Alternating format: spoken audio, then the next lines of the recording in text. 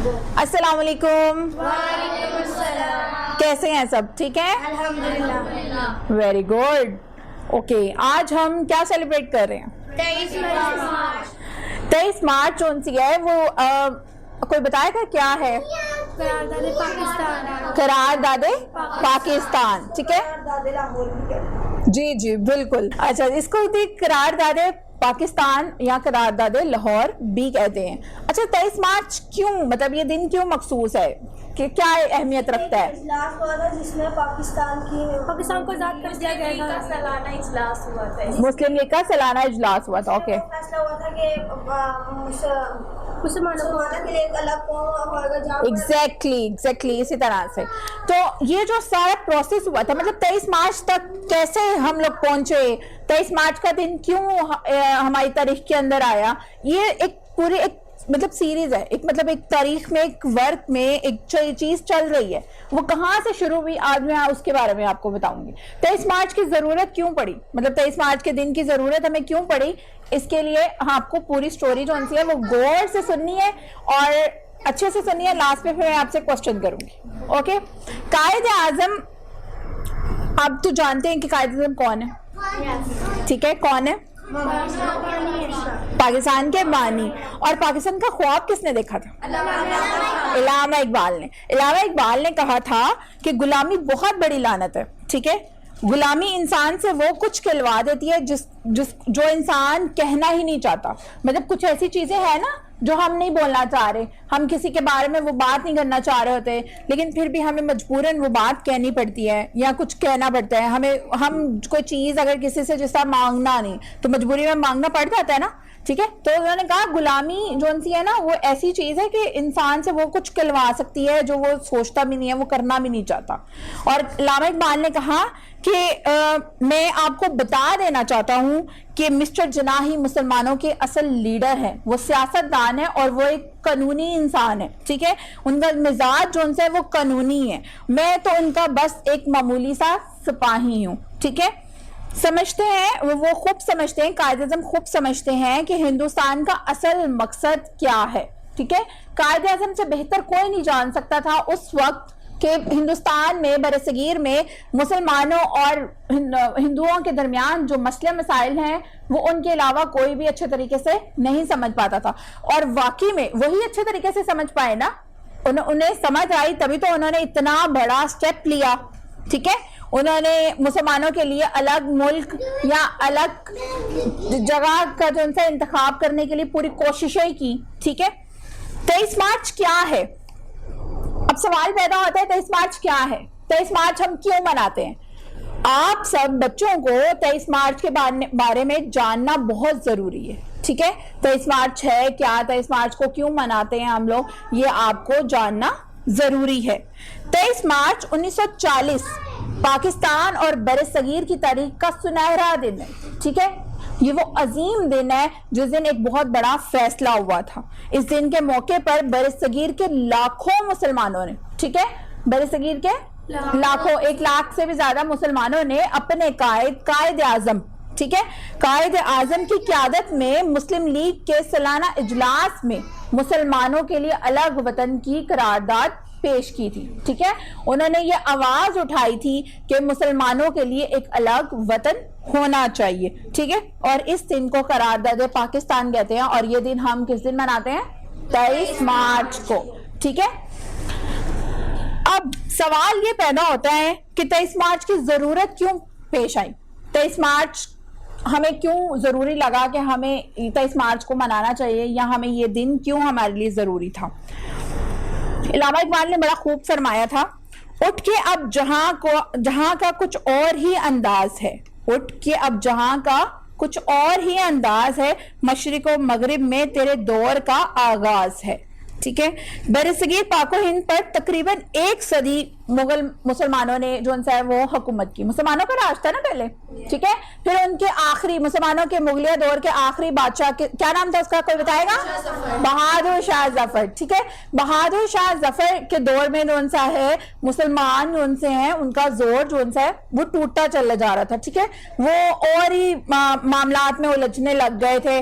ٹھیک ہے, ان کا ڈاؤن فال جن سے وہ سٹارٹ ہو گیا تھا. اور پھر اس کے بعد 1857 کی جب جنگ ہوئی تھی, ٹھیک ہے, اس کے بعد مکمل طور پر مسلمانوں کی طاقت کا زور کیا ہو گیا, ختم ہو گیا, اور پھر وہ کیا ہو گئے, پسماندگی کی طرف جو ہے وہ جانا لگ گیا, ان کے زوال کا وقت سٹارٹ ہو گیا.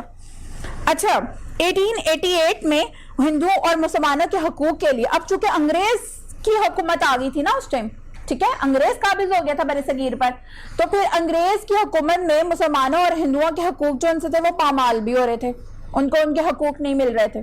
ٹھیک ہے, اب معاملہ یہ تھا کہ ہندو اور مسلمان دونوں چاہتے تھے کہ ان کو ان کے حقوق ملے. اس ٹائم مسلمان اور ہندو کیا ہو گئے, ایک ہو گئے نا, ہندو جون سے اور مسلمان جون سے وہ ایک ہو گئے. برصغیر, مطلب برصغیر کا لفظ آپ کے ذہن میں آتا ہے تو اس ٹائم کیا خیال آتا ہے, پاک و ہند, ٹھیک ہے, مطلب مسلمان بھی اور ہندو بھی, اتحاد ہوا.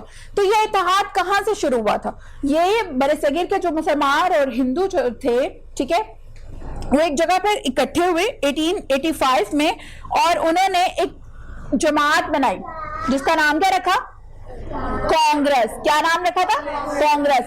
مسلمانوں اور ہندوؤں نے اتحاد کر کے ایک جماعت بنائی تھی جس کا نام کیا تھا, کانگریس. ٹھیک ہے, اچھا کانگریس کیوں وجود میں آئی, مطلب کانگریس کی ضرورت کیوں پڑی تھی, کیونکہ انگریز قابض ہو گئے تھے اور انہیں اپنے رائٹس کے لیے. ہاں جی, ابھی میں نے بولا تھا اتحاد کیا تھا انہوں نے, بتایا نا. تو کانگریس اس لیے وجود میں آئی, کانگریس کی جماعت اس لیے وجود میں آئی کہ مسلمان اور ہندوؤں کو ان کے حقوق کا تحفظ مل سکے. ٹھیک ہے, وہ انگریز کا دور تھا اور وہاں پر مسلمانوں اور ہندوؤں کو ان کے حقوق نہیں مل رہے تھے, تو کانگریس اس لیے ہم نے جماعت بنائی تھی کہ مسلمانوں اور ہندوؤں کو جو ہے وہ ان کے حقوق ملے. ٹھیک ہے, لیکن اب ہوا کیا, ہندوؤں نے مسلمانوں کے حقوق پامال کرنا شروع کر دیے. ٹھیک ہے, ان کو ان کے حقوق نہیں ملتے تھے. کسی بھی جاب کے لیے وہ اپلائی کرتے تھے, ان کو وہ جاب نہیں دیتے تھے. ٹھیک ہے, معمولی ہی سی ملازمتیں مسلمانوں کے لیے رکھ لی تھیں. ٹھیک ہے, مطلب مسلمانوں کے لیے ان کے دماغ میں یہ تھا کہ مسلمانوں کو تعلیم حاصل کرنے کی ضرورت ہی نہیں ہے, یہ بس جھاڑو لگائیں, صفائیاں کریں اور چھوٹے معمولی سے کام کریں. اب جب لوگوں نے, کچھ لوگ جو مسلمانوں کے اندر لیڈرز تھے جس طرح سر سید احمد خان یا اس طرح کے بڑے جو لیڈرز تھے, انہوں نے دیکھا کہ یہاں پہ تو مسلمانوں, کانگریس تو بنی اس لیے تھی کہ ہندو اور مسلمانوں دونوں کو حق ملے, دونوں کو ان کے حقوق ملے, ان کو آزادی دونوں کو ملے, لیکن یہاں پر تو ہندوؤں کو ہی سب کچھ ملتا جا رہا ہے, مسلمانوں کو تو کوئی پوچھ ہی نہیں رہا. اس وجہ سے قائد اعظم نے بھی کانگریس چھوڑ دی. یس, ٹھیک ہے, پھر اس کے بعد قائد اعظم نے کیا کیا, کانگریس کو بائیکاٹ کر دیا. انہوں نے کہا کانگریس کو چھوڑ دو, بائیکاٹ کر دو. ٹھیک ہے, بائیکاٹ ہو گیا. اور پھر 1906 میں یعنی کہ 1906 میں ڈھاکہ میں مسلم ایجوکیشن میں ایک اجلاس ہوا. ٹھیک ہے, دوبارہ بتا رہی ہوں کہ 1906 میں ڈھاکہ میں مسلم ایجوکیشن میں کیا ہوا تھا, ایک اجلاس ہوا تھا. ٹھیک ہے, اس اجلاس میں جو مسلمانوں کے لیے حقوق کے لیے ایک جماعت بنائی گئی. اس جماعت کا نام کیا رکھا گیا, مسلم لیگ. ٹھیک ہے, اس جماعت کا نام کیا رکھا گیا تھا, مسلم لیگ. اور مسلم لیگ کی قیادت کس نے کی تھی, قائد اعظم نے. اس اجلاس میں قائد اعظم نے مسلم لیگ کی جماعت کی کیا کہتے ہیں, قرارداد کو جو ہے وہ منظور کیا. اچھا, اس کے بعد کیا ہوا, یہ مسلم لیگ کیوں وجود میں آئی تھی, آپ کوئی بتائے مجھے. مسلم لیگ اس لیے وجود میں آئی تھی کہ کانگریس نے قائد اعظم نے دیکھا تھا. ہاں جی بالکل, مسلمانوں کو ان کے حقوق مل سکیں. ٹھیک ہے, اچھا اس میں کیا ہوا, قائد اعظم میں مسلمانوں کے حقوق. اب جب یہ قرارداد آئی مسلمانوں کے حقوق کے لیے تو ہندوؤں نے کیا کیا, اس کو مسترد کرنا شروع کر دیا. اس اجلاس میں انہوں نے کہا نہیں جی, یہ تو نہرو رپورٹ جب آئی, ٹھیک ہے, نہرو رپورٹ آئی تھی, کسی نے پڑھا ہوگا, نہرو رپورٹ آئی, اس میں ہندوؤں کا سارے حقوق کا ذکر تھا, مسلمانوں کے وہ سارے مسترد کر رہے تھے, سارے رد کرتے جا رہے تھے, کہہ رہے تھے نہیں یہ بھی نہیں کر سکتے مسلمان, یہ بھی نہیں کر سکتے مسلمان, یہ بھی نہیں کر سکتے مسلمان. مسلمانوں کو اتنا ڈاؤن کر رہے تھے وہ. تو قائد اعظم نے کیا کیا, 1929 میں 14 نکات پیش کیے. ٹھیک ہے, 1929 میں قائد اعظم نے 14 نکات پیش کیا اور قائد اعظم نے کہا جی کہ ہمیں مسلمانوں کے لیے جو ہے وہ کھڑے ہونا چاہیے, ہمارے حقوق جو ہے وہ پامال ہو رہے ہیں. ٹھیک ہے, اس کے بعد 1930 میں علامہ اقبال نے فرمایا میری خواہش ہے کہ شمال مغربی سرحدی صوبہ, ٹھیک ہے, پنجاب सिंध और बलूचिस्तान, कौन कौन सा? शुमाल मगरबी सूबा, हाँ जी KPK, ठीक है। शुमाल मगरबी सरहदी सूबा पंजाब बलूचिस्तान वाले जो इलाके हैं, सिंध जो इलाके हैं, वो मिलकर एक अलग रियासत बना ले, ठीक है। और अल्लामा इकबाल ने कहा कि मुझे ये नजर आ रहा है कि शुमाल मगरिब की तरफ से मुसलमानों के लिए जो उनसा है वो उनके अलग वतन के लिए एक खुशाइंद जो उनसे मौका फराहम होने वाला है, ठीक है। इस इजलास के बाद 1930 के इजलास के बाद जो अलाहाबाद में हुआ था, खुतबा अलाहाबाद जिसे हम कहते हैं, ठीक है, याद रखना 1930 में अल्लामा इकबाल ने खुतबा अलाहाबाद जो उनसे पेश किया था, ठीक है। और उसमें उन्होंने कहा था कि मुझे नजर आ रहा है कि मुसलमानों के लिए अलग रियासत जो उनकी है वो कायम होने वाली है, ठीक है। उस इजलास के बाद क्या हुआ, मुसलमानों में जोश आ गया और उन्होंने कहा जी अब तो हमने अपना वतन लेना है। मुसलमान जोश और जज्बे के साथ और कोशिशें करने लग गए कि अब हमें जो उनसे अपना वतन हासिल करना ही चाहिए, ठीक है। मार्च 1940 में एक इजलास हुआ था, 1940 में हुआ था इजलास, ठीक है, मार्च में हुआ था। और कौन सी डेट थी? 23, ठीक है। 23 मार्च 1940 में एक इजलास हुआ था जो कि मुस्लिम लीग का सालाना इजलास था। कौन सा इजलास था? सालाना इजलास था। और उस इजलास में कायदे आजम ने जो उनसा है इस इजलास की क़यादत भी की और इन्होंने कहा कि मुसलमानों के लिए मुसलमान और हिंदू जो उनसे हैं वो तो अलग कौमें हैं, इनके नजरियात अलग हैं, इनके सोचने की, समझने की, इनकी हर उठना बैठना, खाना पीना, इनका रहना सहना, इनका मजहब, सब कुछ अलग है। तो क्यों ना हम इनको अलग मुल्क बना दें, मुसलमानों का अलग मुल्क बन जाए, हिंदुओं का अलग बन जाए। और मुसलमानों के हकूक के लिए कायदे आज़म ने आवाज उठाई थी और उन्होंने कहा था कि मुसलमानों के जितने भी अक्सरियत वाले इलाके हैं उन्हें क्या कर देना चाहिए, अलग रियासत बना देनी चाहिए, ठीक है। और इस दिन ये जो करारदाद है ये मंजूर हुई और इस दिन को हम करारदाद लाहौर भी कहते हैं। करारदाद लाहौर क्यों कहते हैं? अब ये सवाल पैदा होता है क्योंकि लाहौर में हुई थी, ठीक है। करारदाद लाहौर इसलिए कहा जाता है क्योंकि ये लाहौर में हुई थी, ठीक है। और 23 मार्च को करारदाद पाकिस्तान भी हम कहते हैं, ठीक है। और इस दिन को हमें बड़े जोश और जज्बे से मनाना चाहिए क्योंकि इस दिन पाकिस्तान की असल बुनियाद रखी गई थी। 14 अगस्त को तो आजाद हुआ था मुल्क, हम 14 अगस्त तो बहुत सेलिब्रेट करते हैं ना, और लेकिन 23 मार्च को हम उस तरह से सेलिब्रेट नहीं कर रहे होते। 23 मार्च ना होती तो 14 अगस्त भी नहीं आनी थी, ठीक है। तो 14 अगस्त इसलिए तारीख के जो अवराक में जो उनसे है वो ज्यादा अहमियत रखता है क्योंकि 23 मार्च की वजह से ही पाकिस्तान वजूद में आया था। अगर उस दिन करारदाद पेश ना होती तो 14 अगस्त को मुल्क आजाद हो ही नहीं सकता था, ठीक है। तो स्टोरी अच्छी लगी? सबको पता लगा 23 मार्च क्या होता है क्या नहीं है, ठीक है। और इस दिन हमें वादा करना चाहिए कि हम अपने मुल्क के लिए जो उनसा है वो बहुत स्ट्रगल करेंगे, ठीक है। अपने मुल्क को बेईमानी से और धोखे से और इस तरह की चीजों से बिल्कुल साफ कर देंगे, ठीक है। अब कुछ बच्चे जो उनसे हैं वो आके 23 मार्च के हवाले से आपसे कुछ शेयर करेंगे, ठीक है। सबसे पहले मैं अब्दुल रहमान को बुलाऊंगी। अस्सलाम वालेकुम। अब कर्ज है हम पर मिट्टी का, इस मंजिल का, इस धरती का, तकदीर करें ताबीर करें, आओ वतन तामीर करें। वेरी गुड, शाबाश। जी ओके, अब आएंगे जी बिलाल। अस्सलाम वालेकुम। 23 मार्च एक वादे की पहचान का दिन और वो पहचान है एक धड़कन जो जिंदा रखती है इस कौम को। हम इस धड़कन को कहते हैं मोहब्बत और यकीन, क्योंकि यही मोहब्बत बनाती है हमें एक कौम। इसलिए पाकिस्तान अब दिल जैसा पाकिस्तान है। ठीक है, थैंक यू। अस्सलाम वालेकुम। On 23rd March, thousands of Muslims from all over the subcontinent gathered in Lahore. They had one dream, one vision and one mission. On that day, under the able leadership of Jinnah and other, the struggle for Pakistan started with full force and it ended with creation of Pakistan. تمام سامعین السلام علیکم۔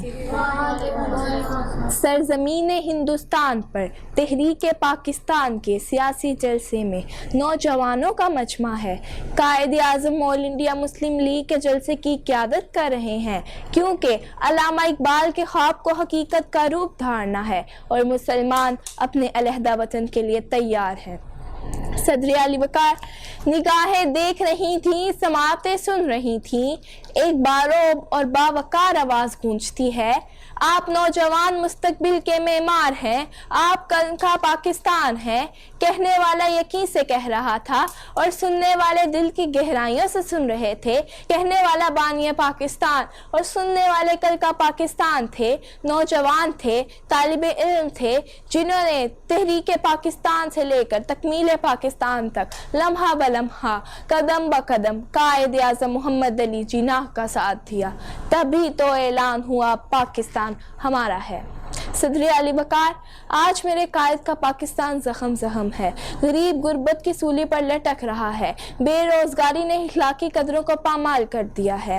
سورج اگر سر پر ہو تو سجدہ بھی جوا نہیں ہوتا۔ آج ہمارے سروں پر دکھوں کا سورج ہے، تو اٹھو اٹھو نئی نسل کے لوگوں اٹھو، ہمیں ساتھ چلنا ہے۔ ہمیں اپنے گھر کو لگائی گئی آگ کا نظارہ نہیں کرنا بلکہ اسے مسلنا ہے، ہمیں آگے بڑھنا ہے۔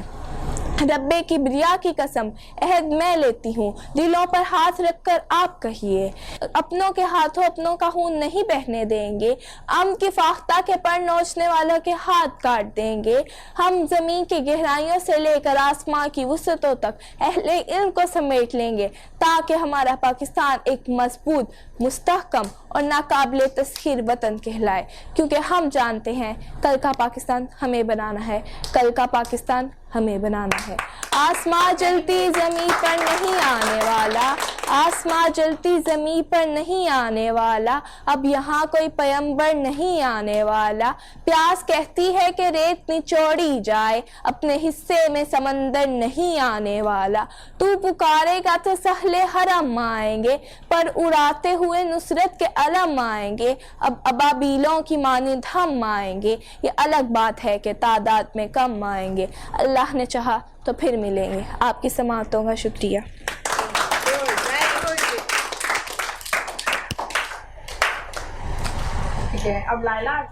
قائد اعظم محمد علی جناح نے فرمایا، دنیا کی کوئی طاقت پاکستان کو نہیں ہرا سکتی۔ Thank you. اچھا، پاکستان کو نہیں ہرا سکتی، اور پاکستان کل بھی آباد تھا، آباد ہے اور آباد رہے گا، کیونکہ پاکستان کا مطلب کیا ہے؟ ٹھیک ہے، اور 23 مارچ کی سب کو پتہ لگ گیا آج کہ کیا ہوتا ہے؟ اب کسی کو بھولے گا کبھی؟ ٹھیک ہے، اوکے، تھینک یو سو مچ کہ آپ سب لوگ آئے۔ اوکے۔